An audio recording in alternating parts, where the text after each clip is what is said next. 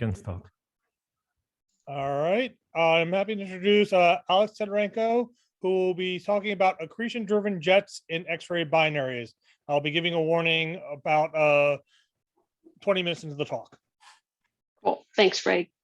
Hi, everyone. So first of all, I just want to say a really big thanks to all the organizers for all their hard work in making this meeting actually happen, despite all the complications with COVID. And I'm really sorry I can't be there in person with you guys. I wish I could.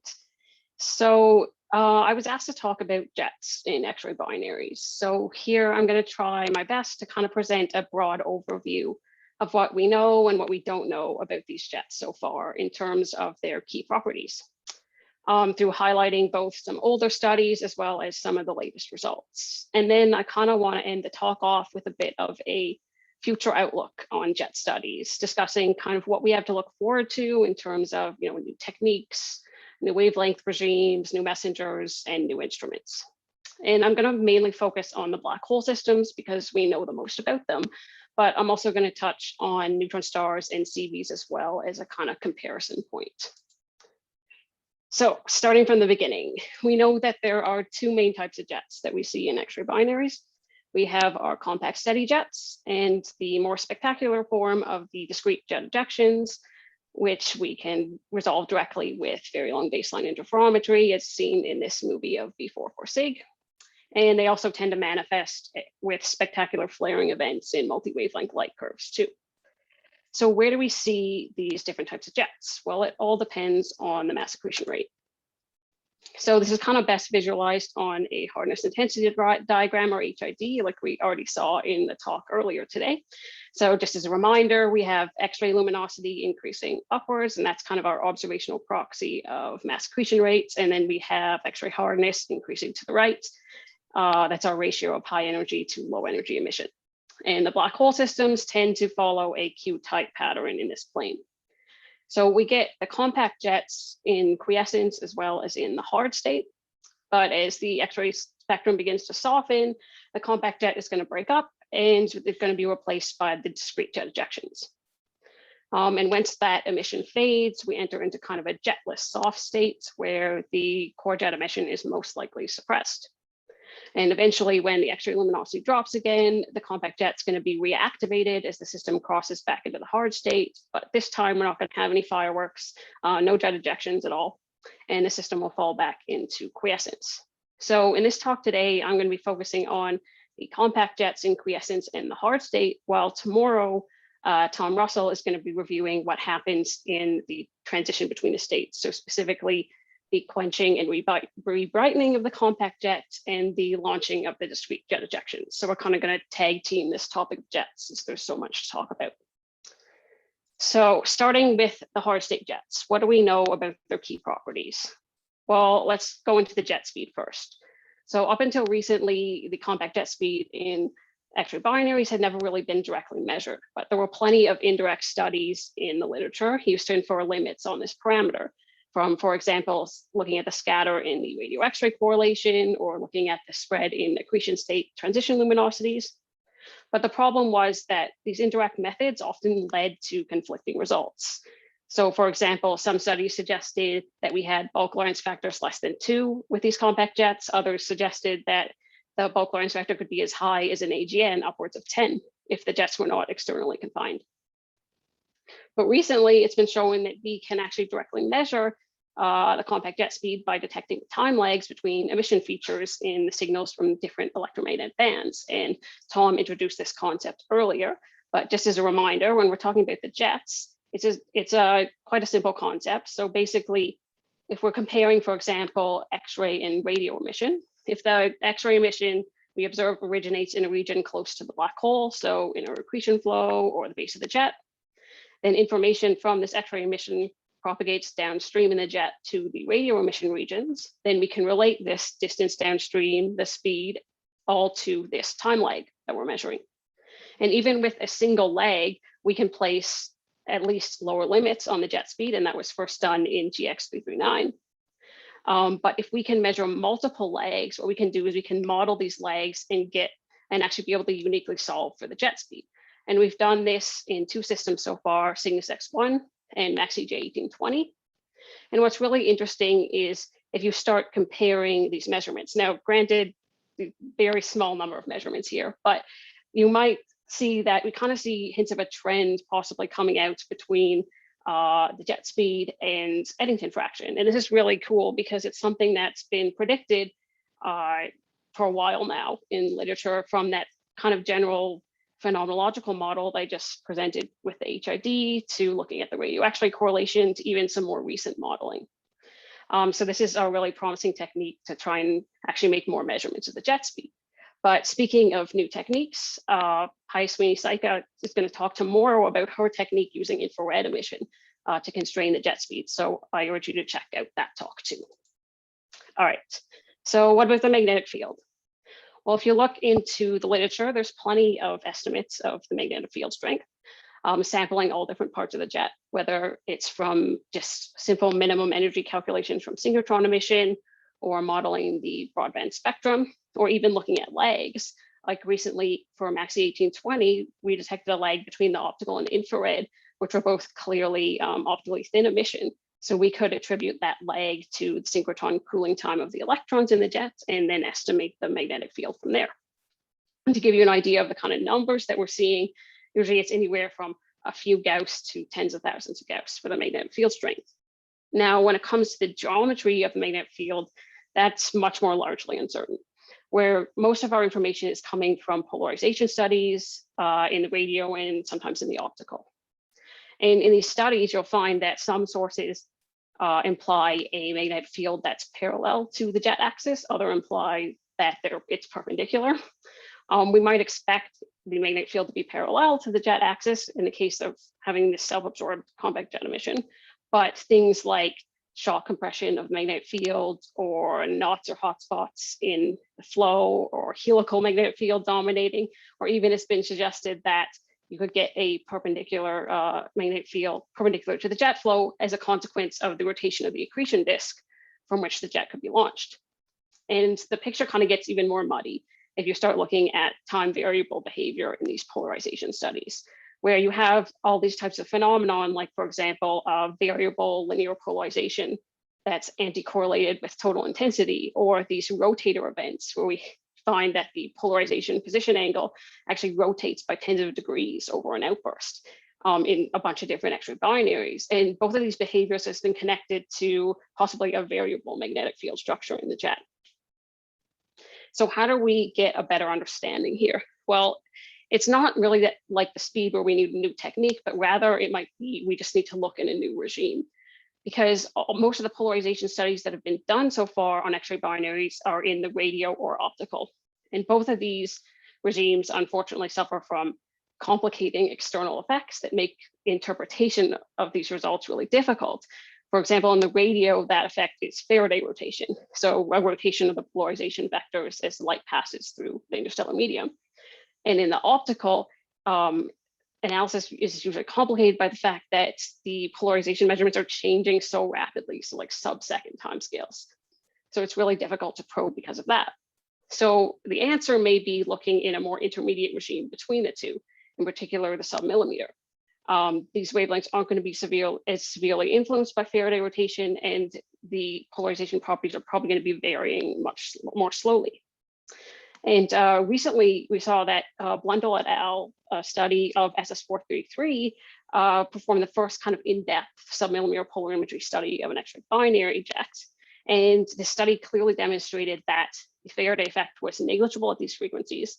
And also the authors were able to map both the linear polarization and the magnetic field direction, that's the top and bottom panels in the figure on the slide there, and resolving basically all these conflicts in the literature for the relation between the magnetic field direction and the flow of the jet. So I think the sub-millimeter presents a really interesting regime to be exploring in terms of polarization. And check out Christina Baglier's talk on Thursday. She's going to talk a lot more about this stuff. All right, so moving on to the composition. So the earliest attempts to actually constrain the composition of these jets beyond, of course, the leptonic content were based on arguments about energetics, because if we have a baryon-loaded jet, then we can expect it to carry significant kinetic power away from our compact object without radiating. And we also heard earlier in the discussion session, Rob talk about his method using circular polarization to possibly try and constrain composition as well. But I think the best evidence that we have right now, albeit indirect evidence for hadronic content in these jets, is the Doppler shifted emission lines detected in X-ray spectra of a couple systems, Fourier 1630, which you see as an example on the figure in the slide, as well as SS433. But recently, there's a really interesting study by Kansas et al., where they suggested a new kind of idea to be able to distinguish between leptonic and hadronic models. In particular, looking at the higher energy part of the spectrum, or like TeV kind of emission. So in this figure, the solid black line is kind of the total model. And you'll notice this peak at like 20 TeV, where you'll see that the flux is actually significantly above sort of estimated sensitivity limits of next gen instruments like CTA. So it could be possible to actually kind of use this idea to definitively answer whether we have hadronic processes occurring in the jets or not. And understanding the composition is kind of one of these really key parameters that should kind of be really intimately connected to the physical mechanism responsible for launching the jets, right? Because if we have sort of a Blanford Payne mechanism launched from the accretion disk, we may expect more baryonic jets. And on the other hand, more of a Blanford-Zanayak launched from the spin of the black hole, we may expect more leptonic jets. Now, kind of on the topic of properties that should be intimately connected to the jet launching mechanism is energetics. And if you dig into the literature, there's plenty of jet power estimates from different methods, broadband spectral measurements or even the minimum energy calculations. But the problem is that these kind of methods really suffer from a lot of assumptions going into them. And it's assumptions about things that we really don't know, spectral shape, radiative efficiency, composition, the ratio of energy and particles in the magnetic field. But luckily now we have a couple of new methods that I think are really promising to be able to produce better constraints on the power carried in these jets. And the first is looking at these regions where the jets are colliding with the interstellar medium, where the basic idea is that we can take advantage of the fact that these jets are depositing all this energy into the local environment and essentially work backwards using the ISM as a calorimeter to estimate how much energy is needed to be deposited into that surrounding medium to create these kind of structures that we're seeing around X-ray binaries. And of course, the most notable example of this is the bubble detected around Cygnus X1 in the radio continuum. But since this kind of seminal study, there've been plenty of other methods proposed to find these regions, from looking at optical line emission, X-ray hotspots, and of course, a technique that I've been working on using astrochemical tracers emitting in the sub-millimeter to find these regions. And it's a whole host of references on the slide if you're interested in some of these studies. And I urge you to check out Maria's talk on Thursday. Who's going to tell us all about what we can do with ALMA with these regions. So in addition to the jet interaction regions, I think another really promising technique is using information from the time domain. So recently, we've shown that by modeling not only the broadband spectrum, but also including time domain information like the lags or information from the Fourier power spectra, we can actually get really good constraints on jet power. And what's really come out of using these kind of new methods to get better constraints on the jet power is kind of a similar conclusion that these jets in the hard state can carry significant amounts of the accretion power. All right, and lastly, let's talk about the geometry and the size scale of the jets. So you might naturally think that the best way to make measurements in this respect with these parameters is from direct imaging with radio VLBI. And for a long time, you were right. But the problem is we've only ever resolved a couple of these systems, a couple of the jets in these systems, and it's only ever been along the jet axis, never perpendicular to it. So this means that it's very difficult to be constraining more detailed geometric measurements like the cross section or the opening angle, for instance, for which we really only have a lot of upper limits. But similar to energetics, it's really kind of the new methods that are allowing us to make strides here. In particular, it's the time domain again. We can do so much more with the time domain when measuring these kind of geometry and size scale parameters, because it basically allows us to zoom into scales that we simply can't probe with current imaging capabilities, and to really kind of put this into context for you guys, we can look at scales of the time domain that even EHT couldn't look at if we pointed it at an X-ray binary right now. And some really kind of recent key results that highlight the power of the time domain, I think. For one, are Gandhi et al.'s study on V44, where they used X-ray optical lags to sort of map out the size scale to the optical emission region, which is likely right at the base of the jet. And we're looking at size scales of like thousands of gravitational radii, and then it's estimated to extend out to the radio emission regions out to about 10 to the 8 gravitational radii, say, to kind of give you some numbers here. And another thing that we've recently discovered is that the Fourier power spectrum may be a key observable that can allow us to map out the size scale in a jet as well. So in 1820, we actually found a evolving power spectra with electromagnetic frequency band, as you see here on the top figure on the slide, where the break in the power spectra after which the variability becomes damped seems to move to lower Fourier frequencies as we go to the lower electromagnetic bands. So how does this relate to the size? Well, if we think that the observed variability we're seeing in the jet is driven by some kind of variable power supplied into the jet base by in some vicinity of the black hole, say, for example, take a look at Julian Malzak's internal shock model, where you have the jet made up of these shells being injected into the jet base with variable Lorentz factors. Now, if this variability is transferred downstream in the jet, the travel time kind of acts like a low pass filter, removing most of the variability at the higher Fourier frequencies or shorter timescales. And in this way, we get this sort of damping of perturbations along the jet. And it was recently pointed out to me that this is kind of analogous to viscous damping in accretion disks, where modulations with a period shorter than the signal travel time across the disk would be strongly damped. So in this way, we can kind of explain why we see this trend in the power spectra. And you'll naturally think there's got to be a connection between those break frequencies in the power spectra and the size scale of the jet. Now, we still have to work out all the detailed physics here, but this still represents a really kind of promising method to measure jet size scale. And the last thing I want to talk about with this is the fact that we usually assume that these compact jets have a conical type geometry. So the radius of the jet at a certain height follows the simple kind of linear relation. But if you dig into the literature, there's plenty of mechanisms that could actually cause a deviation from this sort of geometry, whether it's a toroidal field or even the external medium causing some kind of confinement that could lead to more like parabolic shape. And we're already seeing some hints of this in observations, where, for example, when we look at time lags versus electromagnetic frequency, we already do see some deviations from the simple linear trend that we expect. And also there's some really nice recent modeling by Marino et al. That's showing that a non-conical geometry can also reproduce the broadband spectra of some neutron star systems too. All right, so thanks. That's the hard state jets. So what about the quiescent states? Well, for a long time, it's thought that they're kind of like a dialed down version of the hard state, but it still remains really difficult to study these because even our most sensitive radio facilities, they're only capable of probing the tip of the quiescent population. And that's why we've only detected 6 so far. But what's really interesting is you dig into the small number of studies, you'll notice that some of them actually suggest that some quiescent jets can be just as variable, not only in total intensity, but also in the spectral index as well as the hard state jets, like, for example, V44.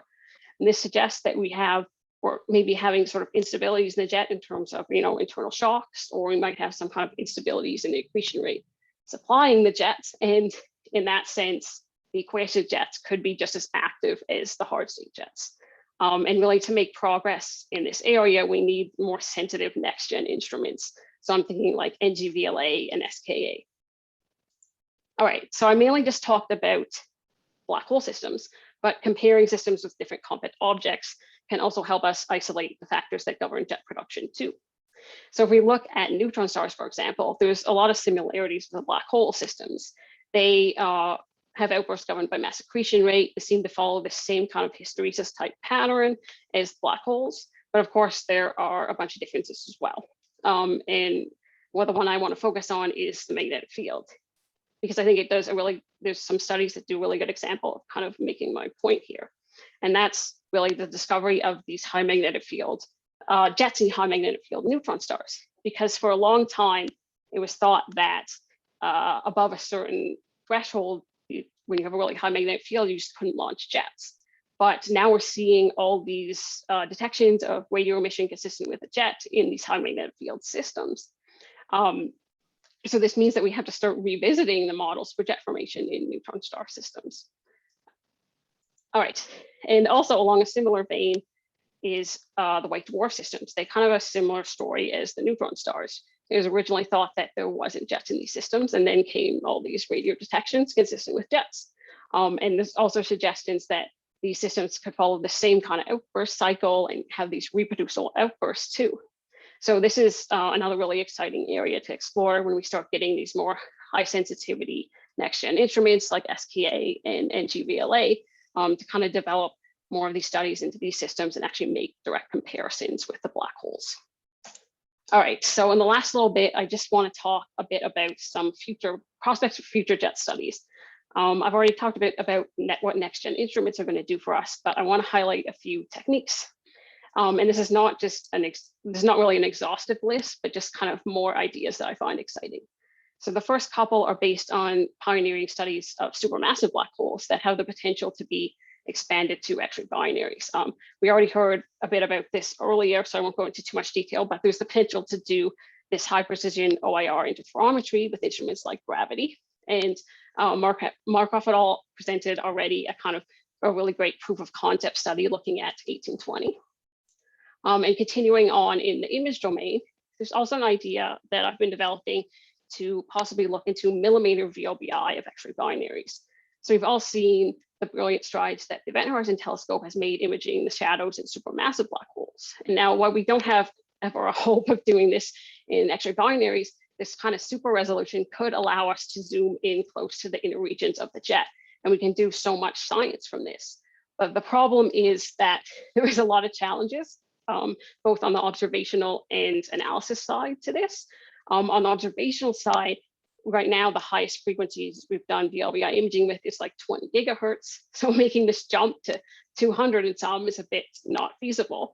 So right now I'm leading a program with the GMVA to try and look at 3 millimeters and 7 millimeters of a couple of really bright systems as sort of a stepping stone for possibly observing these systems with EHT or NGHT in the future years. And of course, the other thing we have to worry about is on the analysis side. The fact that these systems are varying so fast, and that means that traditional imaging techniques are just not going to cut it anymore. But luckily, there's a lot of algorithms that are showing incredible promise to deal with this problem, from the dynamic imaging algorithms done with the EHT to what was already talked about a bunch, this really cool phase sensor tracking algorithm developed by Callum Wood for XE 1820 as well. So that can really help us out in this respect. Beyond just the, yeah, almost done. Beyond just the image domain, there's also some really exciting time domain techniques. For instance, there's this eclipse mapping idea where we can observe the eclipse of a jet by the donor star. And this can allow us to constrain geometrical and radiative properties of the jet and possibly even binary orbital parameters. And a feasibility study by Macron et al. Has shown that it's possible that the neutron star low mass X-ray binaries might be the best targets for this when looking in the radio. There's also higher order Fourier techniques like the bispectrum, and Kavita is going to talk about this tomorrow. And also Abby Stevens is going to talk about a software package to actually implement all these cool time domain techniques tomorrow. So I urge you to check out that talk too. And lastly, I just want to briefly highlight another kind of exciting idea in respect to multi-messenger astrophysics. So we talked a bit about the composition of these jets. Now, if they're accelerating protons to high energies, then similar to their larger counterparts in AGN, they might be sources of cosmic rays. And if these interact with their environments, then they can produce neutrinos. And this could be a way to kind of probe this aspect. And recently, a feasibility study was done by Cooper et al. That was actually predicting the galactic neutrino spectrum from X-ray binaries, you see here in the blue line there. And they also plotted some upper limits for current instruments like Antares and IceCube. Now, while we can't be probing this yet with the current generation of instruments, next generation IceCube and things like KM3net might allow us to actually start probing neutrinos from X-ray binaries, which would be really Really cool study. All right, so I've kind of given you a bit of a rapid fire overview of what we know about jets and what we don't. And it's probably pretty clear to you guys, there's still a lot of open questions about these jets. But the point I really want to make, and hopefully came across, is I think it's really these creative new analyses and techniques and ideas that are coming out that are allowing us to better constrain the properties of these jets. And that's going to be key in starting to answer some of the really big questions like the launching mechanisms. And a lot of these new techniques can be performed right now, but a lot of them are going to require next generation instruments. And we have a lot to be excited about in this respect, you know, JWST, NGVLA, SKA, CTA, all the next gen neutrino detectors as well. And I think these kind of next generation instruments are really going to be transformative for understanding these jets in the future. Thank you. All right, let's do the first thanks of Alex. And I will see. All right, Asaf, you had a very quick hand, so I'll go to you and then I'll go to the room. Right, thank you. Thank you for a nice talk. It's a comment and a question. When you're talking about using time domain techniques, really what you're probing is emission of blobs, in which case there is a possibility that you may have several blobs occurring from the same object. Each one may have somewhat different properties, such as different velocity, etc. So I'm wondering, is there any observational evidence for anything like that? Is there any probe of any object that you might be seeing, you know, several different velocities? This is not in contradiction. So, I mean, more talking about not the compact jets, but like the jet ejections, we have systems like, for example, V404 Cygni, where we saw many ejections in the span of a few hours, and modeling of the light curve showed that they could have, you know, different speeds. They were ejected at different position angles and the like. So yeah, it's definitely possible that we see that in other systems too, having these many different ejections or blobs. Yeah. Okay, thank you. All right, from the room. No question here. All right, are there other questions from from Slack? I saw someone type. Okay. So this is a question. This is partially going. I'm going to put it to Alex, even though it's put to Sarah.